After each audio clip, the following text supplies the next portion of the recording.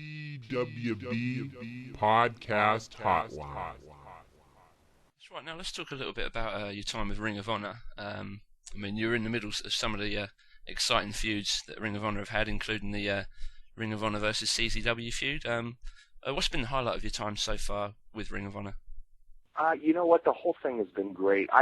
The thing that I'm most proud of, and it's been nearly 3 years since I started with Ring of Honor, is that I've wore many hats.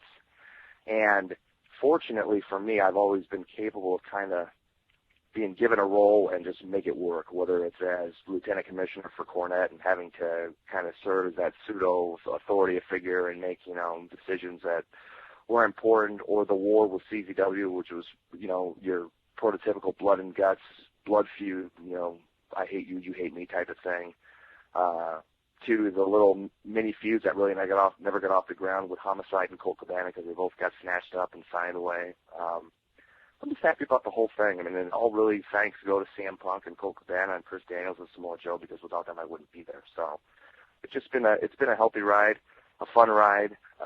It's had its ups and downs, but I'm happy with what I've done in Ring of Honor and the roles that they've put me in. And I think if I had to highlight one thing, probably the feud with CZW was kind of the pinnacle of that. The heat in the buildings was unreal. It didn't seem to matter what towns we were in.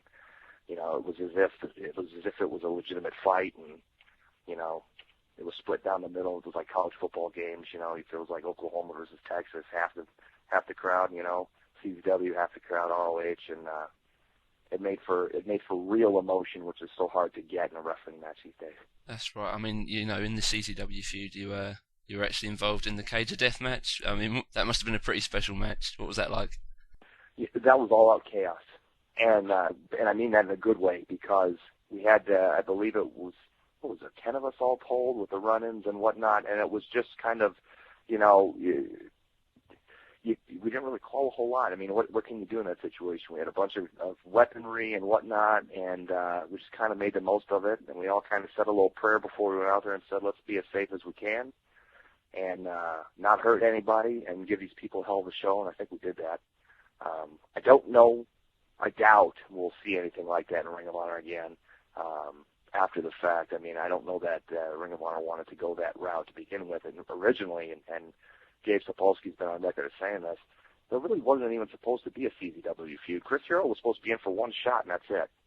And it kind of just snowballed. So that's one of those things where you just stumble upon something and it sticks to the, you throw something up against the wall and it sticks and you go with it, and it worked out great for everybody. Now, you mentioned Jim Cornette earlier. What was it like working so closely with someone like Jim? Absolute pleasure. Jim Cornette, I mean, you can be intimidated by just the sheer knowledge of professional wrestling. I mean, obviously the experience of over 35 years in the business is absolutely mind-boggling, especially to younger guys. I've been in for 13 years now, and I feel like I don't know anything when I'm standing next to Cornette. He is absolutely as sharp as a tack, quick on the draw, helps the boys in the smallest way possible. I mean, just from the smallest details, noticing this or that, a mannerism, from that to booking to, anything, to just being one of the guys. Jim Cornette, definitely a mentor of mine. I'm glad to be able to call him a friend. Great. And shifting gears a little bit now, what was your time training at the WCW power plant like? You know what, man? All told, it was fine. I didn't have the horror stories that some of the people who've gone down there had. Terry Taylor, who's with TNA now, was my pretty much any shot at any real money, and real in quotation marks, real money, meaning contracts with WCW, I owe to him, and I'm still grateful to it.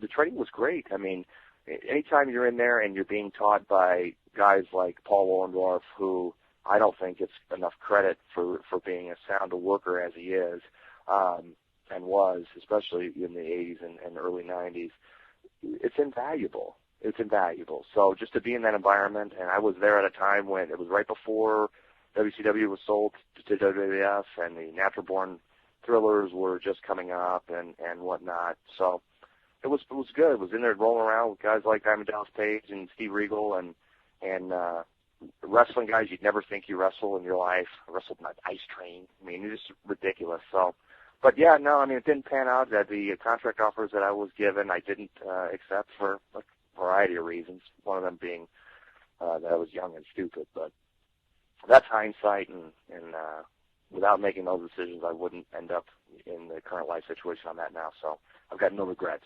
And what about TNA? Have you ever had the opportunity to work with TNA? And if not, would you ever like to work for them? You know what? I've never pursued it. Obviously, I've got plenty of friends there. I mean, half the Ring of Honor guys that I started with back 3 years ago. Well, maybe half. I'm exaggerating, but the Samoa Joes and the Chris Daniels and Jimmy Raves and AJ Styles. I mean, obviously, we all know each other well. I don't know. I just have never really had the urge to pursue that or WWE. I'm kind of happy where I'm at. I turned 30 on Tuesday, so I'm getting a little older. Just had a baby 6 weeks ago, so I'm kind of happy where I'm at. I would never say never, especially in the wrestling business. But they've never pursued me, and likewise, I've never pursued that. So I don't know. I mean, it can't hurt. Terry Taylor's there, and I know, and I keep in contact with him fairly frequently, but it just really never come up.